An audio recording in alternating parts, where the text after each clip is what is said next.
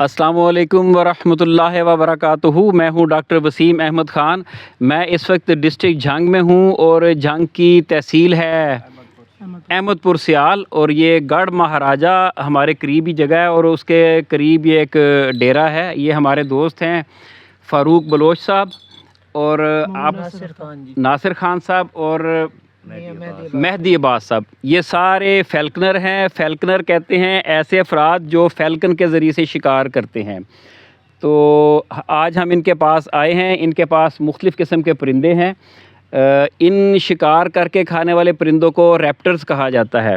Raptors की पाकिस्तान में कोई 60 के करीब अक़साम है, जिसमें ईगल्स भी हैं और बज़र्ड्स भी हैं, फ़ैल्कन्स भी हैं, हॉबीज़ भी हैं, शिकरास भी हैं, हॉक्स भी हैं। ये जो मेरे हाथ पे आप देख रहे हैं ये शिकरा कहलाता है।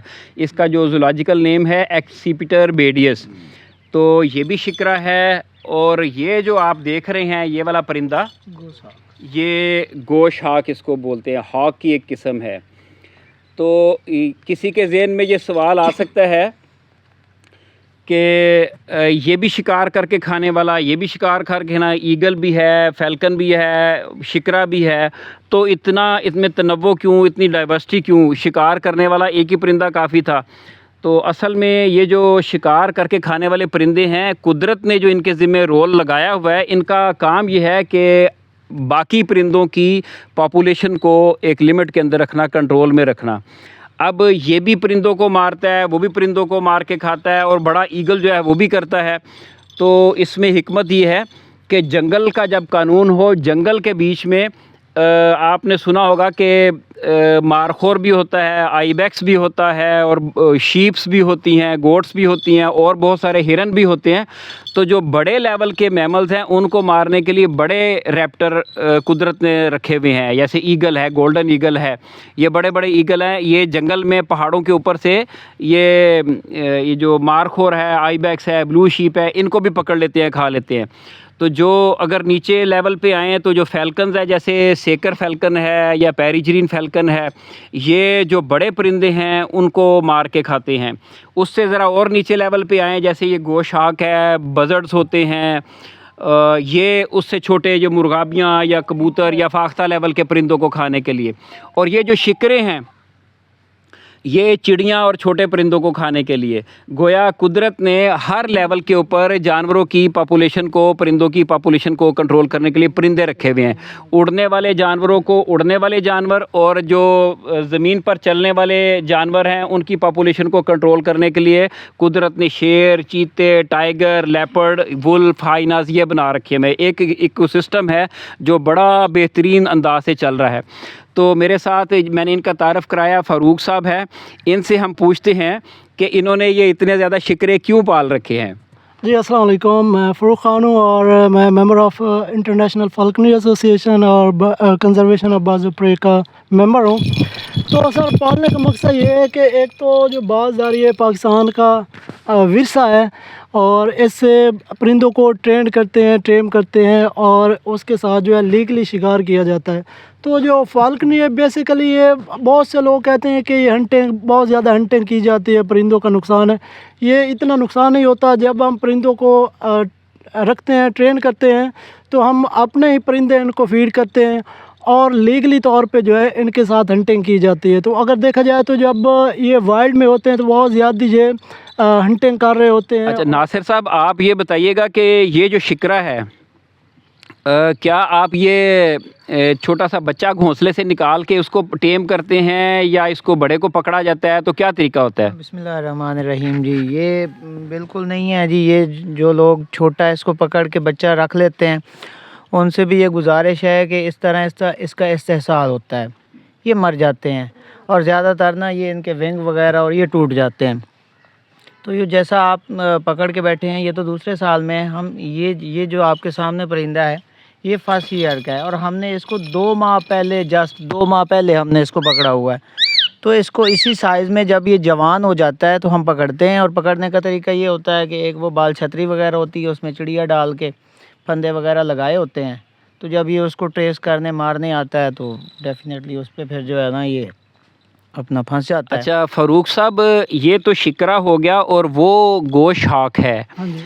तो आप जब इसको छोड़ते हैं किसी परिंदे को पकड़ने के लिए, तो ये परिंदे को पकड़ लेता है, तो फिर ये चूँकि जंगल से पकड़ा हुआ परिंदा है, तो ये आज़ाद नहीं हो जाता, चला नहीं जाता, वापस किस तरह आपके पास आ जाता है? देखें, जो फाल्कनरी एक बहुत बड़ी आर्ट है। इसमें सबसे पहले जो जब परिंदा हम पकड़ते हैं या लेते हैं किसी से, तो उसको टेम किया जाता है, अपने साथ मानूस किया जाता है। फिर उसको जो है कॉल्स की जाती हैं ताकि वो जो फाल्कनर है उसके साथ अच्छी तरह वो वेल टेम हो जाए। और जब वेल टेम हो जाता है, कुछ हर्बल्स हम यूज़ करते हैं जिनसे उसकी भूख भी मेंटेन रहती है और उसका भूख का लालच भी उसको होता है, तो वो जो फाल्कनर होता है उसकी कॉल पे वापस आ जाता है। जी।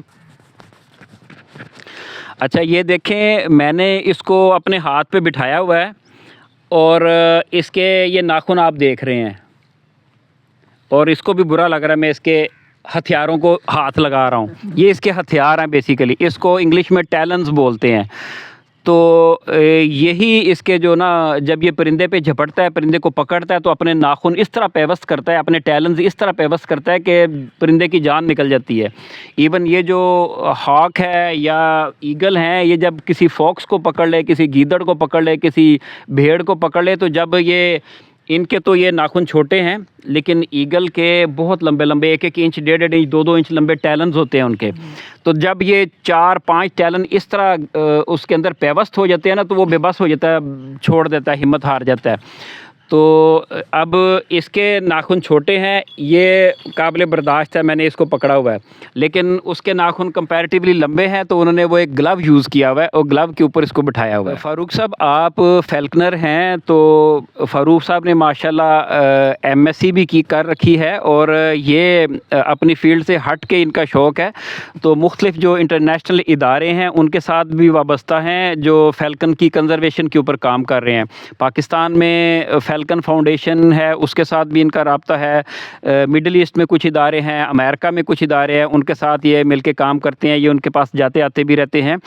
तो थोड़ा सा फ़ारूक साहब आप बताइएगा कि आपकी कंज़र्वेशन की जो कोई ख़ास बात आप बताना चाहें कि आपने किन लाइंस पे काम किया और कंज़र्वेशन में आप जो समझते हैं कि ये आपकी कंट्रीब्यूशन है। देखें जी, पाकिस्तान में बेसिकली हम रैप्टर्स के ऊपर काम कर रहे हैं और जो रैप्टर्स में स्पेशली जो रेड-हेडेड मर्लिन है, वो एक एंडेंजर स्पीशीज़ है और इसके साथ जो है लगड़ फाल्कन है, उसको बहुत से लोग जो है इनलीगल यूज़ कर रहे हैं, बैरक में यूज़ कर रहे हैं, उनकी जो है नस्ल कशी हो रही है। तो उनकी रिहेबिलिटेशन पे हम काम कर रहे हैं, जहाँ पे हम देखते हैं कि कोई इनलीगल काम हो रहा है तो उस चीज़ को रोकते हैं वाइल्ड लाइफ डिपार्टमेंट की कोऑर्डिनेशन से, और जो परिंदे हम वहाँ से लेते हैं उनको हम रिलीज़ करते हैं। इसके साथ जो है मैं बेसिकली प्रोजेक्ट रेड-हेडेड मर्लिन चला रहा हूँ, उसके साथ जो है लगड़ फाल्कन है, और हमारी जो ऑर्गेनाइजेशन है उसका एक बहुत बड़ा प्रोजेक्ट चल रहा है मंगोलिया में, जो सेकर फाल्कन है। वहाँ पे सेकर फाल्कन जो है ज़्यादातर इलेक्ट्रिसिटी जो टावर्स होते हैं उनके ऊपर लग के मर जाते थे सैकड़ों की तादाद में। तो उन्होंने वहाँ पे बहुत ही ज़बरदस्त किस्म के स्टैंड बनाए हैं, ऊपर लगाए हैं, जिससे उनकी कंजर्वेशन हो रही है। इसके साथ है वाइल्ड जो बर्ड्स हैं उसकी गेम बर्ड्स हैं, पोल्ट्रीज है, इसकी कंजर्वेशन है। और जितने भी फाल्कनर्स हैं सबको ये मैसेज होता है, हमारी जो एसोसिएशन है, हमारी एसोसिएशन है international falconry conservation of birds of prey, कि जितने भी गेम बर्ड्स हैं या के रैप्टर्स हैं, बर्ड्स ऑफ प्रे हैं, उनकी कंजर्वेशन सबसे अहम है। क्योंकि जो फाल्कनरी है बहुत ही कम दर्जे में रह गई है। जो आजकल की जो लाइफ है बहुत तेज़ है, और जो परिंदों के साथ जो एक हमारा हेरिटेज है, परमिटिव हंटिंग मेथड है, उसकी जो एक आर्ट है वो ख़त्म हो रही है। तो ये आर्ट को हम जो है लोगों में प्रमोट भी कर रहे हैं, और जो सबसे जो अहम बात है वो इसके साथ फाल्कनर्स कंजर्वेशन पे काम कर रहे हैं। अच्छा फ़ारूक साहब, आपने अभी बताया कि आप लोगों से परिंदे लेके आज़ाद करते हैं, जैसे मर्लन है और ये शिकरेज हैं, जो भी आपको किसी के पास मिलता है तो आपकी ऑर्गेनाइजेशन जो है उनसे लेते हैं और उसको वाइल्ड में रिलीज़ कर देते हैं, इसी तरह? जी, इनके साथ जो है अवेयरनेस प्रोग्राम्स भी हम करते हैं, जिसमें शिकरा अवेयरनेस प्रोग्राम है, रेड-हेडेड मर्लिन अवेयरनेस प्रोग्राम है, रैप्टर्स प्रोग्राम है कि अगर किसी को कोई कहाँ पे कहीं पे नेस्टिंग है तो उसकी कैसे हिफाजत करनी है। और अगर आप देखते हैं किसी कोई इसको पिंजरे में डाल रहा है तो उसकी हिफाजत करनी है, क्योंकि ये परिंदा बहुत ही नया परिंदे होते हैं और ये पेट बना के नहीं रखा जा सकता, क्योंकि ये हॉक्स हैं, फाल्कन्स हैं, बर्ड्स ऑफ प्रे हैं। इनकी जो रखने का तरीका है वो बहुत ही अलग है दूसरे परिंदों से। अच्छा, आप मुझे ये बताएं कि ये भी कुछ कहना चाह रहे हैं। आप कह रहे हैं कि ये फ़ारूक साहब बता रहे हैं कि जो लोग इस तरह रखते हैं हम उनसे लेके इसको रिलीज़ करते हैं, जो इनलीगल रखते हैं या इलीगल रखते हैं, तो इसका लाइसेंस लेना पड़ता है? बिल्कुल जी, इनका wild life department license issue करते हैं और लाइसेंस के बगैर इसको जो है रखना इलीगल है। तो ये आपने लाइसेंस के, इसका कितनी, लाइसेंस की फ़ीस कितनी है इसकी साल की? इसके साल की जो फ़ीस है वो तकरीबन 2 से 250 मंथली सॉरी सालाना है। और जो ये बात देख रहे हैं, गोशाक देख रहे हैं, इसकी जो सालाना फ़ीस है वो तकरीबन 11,600 है। इसके साथ जो हम पॉइंटर डॉग यूज़ करते हैं उनकी 600-700 फ़ीस होती है। मतलब ये कि अगर कोई रखना चाहे इसको तो रख सकता है, लीगल तरीका है, प्रोविज़न है और उसमें लीगल तरीके से रखा जा सकता है। लेकिन चाहिए ये कि जो जिस ज़िले में भी रखना हो वहाँ पे डिस्ट्रिक्ट वाइल्ड लाइफ ऑफिसर बैठा होता है, उसके साथ रब्ता करे और एक प्रॉपर तरीके से लीगल इसका डॉक्यूमेंट तैयार करवाए फिर इसको रखे। तो आपने भी बताया कि आप लोगों से लेके छोड़ देते हैं, वो कौन से जो इलीगल लोगों ने रखे होते हैं? देखें जी, और उनको आप कोई पे करते हैं? अगर फ़र्ज़ करें किसी के बंदे के पास है तो उसको पे किया जाता है? बिल्कुल जी बिल्कुल। जो लोग इलीगल ट्रैप करते हैं, जिनको नहीं पता होता है शहरों में ये जो शिकरा है, ये शहरों में बाज बना के या बहुत बड़ा कोई परिंदा चरक बैरी बना के लोग सेल कर देते हैं। तो एक तो ये अवेयरनेस होनी चाहिए लोगों को कि ये जो परिंदा ये शिकरा है हमारा नेटिव परिंदा होता है, इतना महंगा नहीं होता। अगर इसकी प्रॉपर्टी की बात की जाए तो तकरीबन 500 से 1000 तक इसका जो है कीमत होती है। तो लोग इनको लाखों में सेल कर देते हैं, लोगों को पता ही नहीं होता कि क्या हम ले रहे हैं, क्या हम रख रहे हैं और क्या इनके रखने के रूल्स रेगुलेशन है। तो इनकी अवेयरनेस जो है ना सबसे बेस्ट है लोगों को पहुंचाना है। इन्होंने फ़ारूक साहब ने अभी बताया था मुझे कि ये असल में ना 2 मुख्तलिफ़ जगहों से आए हैं, ये भी और वो भी 2 मुख्तलिफ़ जगहों से आए हैं। तो ये टेरिटरी का दिफ़ा करना तो हर जानदार की खसलत में शामिल है ना, तो ये इसको तकलीफ़ हो रही है कि मेरे इलाके में किस दूसरे इलाके का परिंदा क्यों आ गया है, तो ये इसलिए आवाज़ें निकाल रहा है।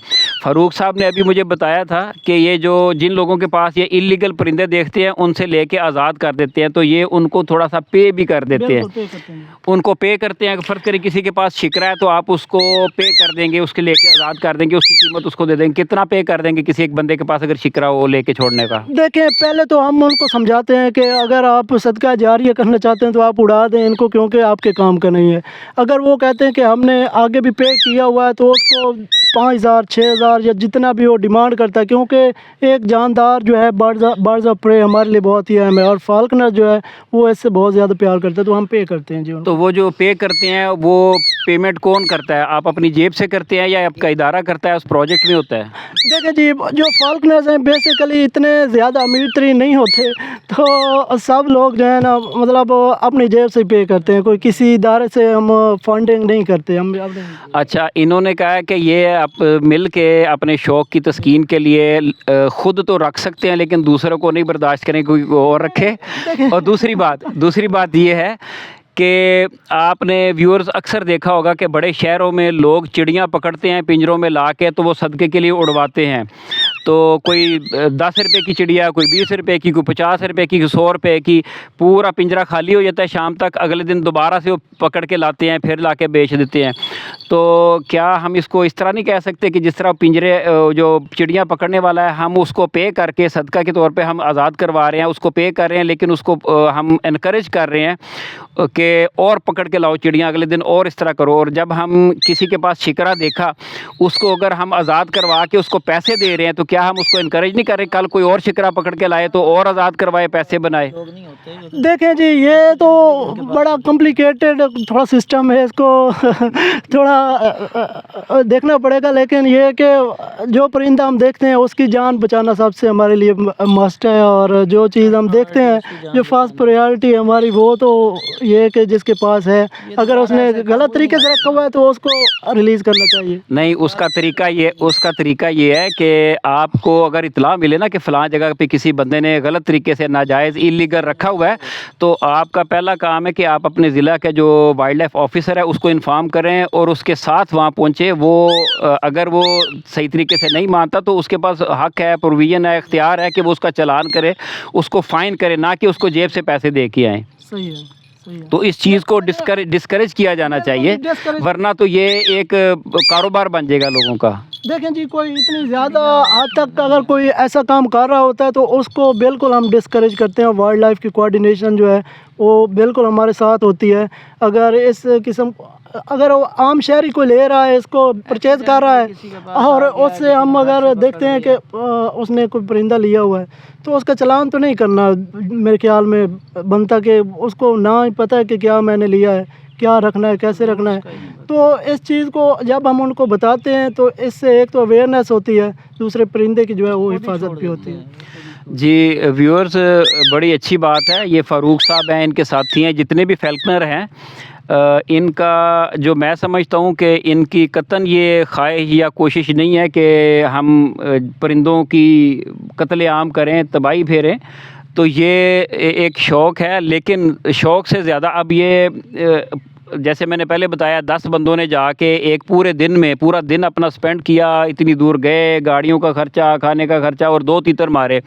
तो ये शौक़ ही है, ये जानवरों का कत्लेआम करना इरादा नहीं है इनका। ये पूरा वीकेंड को हम जो है ना अपने परचेज किए परिंदे खिलाते हैं। मतलब जिस तरह लोग मुख्तलिफ पेट्स रखते हैं, किसी ने घर में तोता पाला हुआ है, किसी ने मैना पाली हुई है, किसी ने सांप रखा हुआ है, किसी ने टर्टल कछुआ रखा हुआ है, किसी ने लिजर्ड रखी हुई है, किसी ने कबूतर रखे हुए हैं, किसी ने कूंजे रखे हुए हैं। तो जिस तरह वो बाकी परिंदे लोग रखते हैं तो ये भी एज ए पेट इन्होंने रखा हुआ है। लेकिन इनकी जो खसलत है, इनकी जिबिल्लत है शिकार करना, कभी कभी ये इसको भी मौका देते हैं। अगरचे ये इसको चिकन खिलाते हैं, लेकिन इनको हेल्दी रखने के लिए, जो इनकी फितरत है उसके मुताबिक इनको रखने के लिए, उड़ाने के लिए, शिकार करने के लिए कभी कभी इसको शिकार का भी मौका देते हैं। लेकिन जो बड़ी बात है कि ये लोग फैल्कनरी के बारे में, फैल्कन्स के बारे में जो अवेयरनेस रेजिंग हो रही है वो बड़ा ज़बरदस्त काम है और ये होनी चाहिए। हमारे यहाँ बहुत ज़ूलॉजी के, बायोलॉजी के बड़े बड़े जो सीनियर हैं उनको भी बहुत सारी बातें इनके बारे में नहीं पता होती। तो ये कॉमन छोटी छोटी बातें हैं जो ये लोगों में अवेयरनेस के तौर पे फैलाई जा रही हैं। अच्छा, एक और चीज़ मैं बता दूं कि ये जो महंगे बाज है ना, जैसे सेकर फैल्कन है और जो पेरिजरीन है, शाहीन फैल्कन जिसको कहते हैं, ये बहुत एक्सपेंसिव होते हैं। जो अरब डिग्निटरीज़ आते हैं जो तिलोर का शिकार करते हैं, वो 2 बाज आम तौर पे यूज़ करते हैं। तो वो एक अलग इशू है। लेकिन पहले जो महकमा है, सूबाई महकमा है, जो वो उन बाज़ों को ट्रैप करने का लाइसेंस देता था, उसकी बाकायदा फ़ीस होती थी। तो अब कुछ अरसे से महकमे ने टोटल बैन कर दिया है, किसी किस्म का लाइसेंस बाज़ों को पकड़ने का नहीं दिया जाता। तो ये जिनके पास हैं वो उनको लीगलाइज़ किया जा रहा है कि उनका लाइसेंस लेके तो उनको लीगलाइज़ कर लिया जाए, लेकिन दोबारा पकड़ने को डिस्करेज किया जाता है।